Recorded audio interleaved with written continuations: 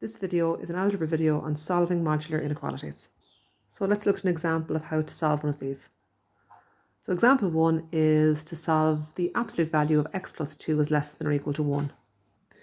The easiest approach with modular inequalities is just to square each side of the inequality. This avoids any issues with the inequality symbol, and it's straightforward to do. Just be careful to square any brackets correctly. Remember that squaring out between absolute value lines is just the same as squaring out a set of brackets. So when I square out in this case, I get x squared plus 4x plus 4 is less than or equal to 1. This is quite clearly going to turn into a quadratic inequality. I'll just bring the 1 to the left and tidy it up. Now I want to factorise this quadratic, and then I'm going to want to solve. And just remember that when we're solving a quadratic inequality like this, we're going to have to sketch before we give our final solution. So the roots of this quadratic are minus 3 and minus 1.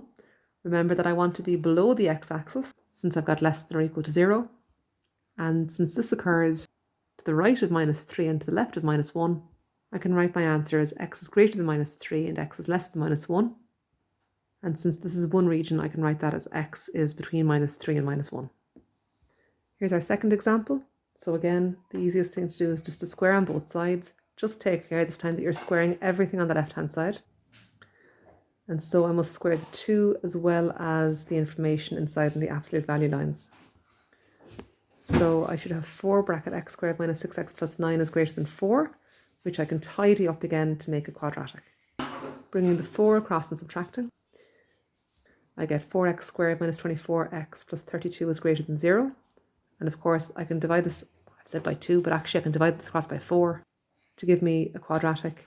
X squared minus 6x plus 8 is greater than 0, which I can then factorise and solve as normal. Again, just take care to sketch before you give your final solution. In this case, my solutions are 2 and 4, and I'm looking above the x-axis. And so my solutions are x is less than 2 and x is greater than 4.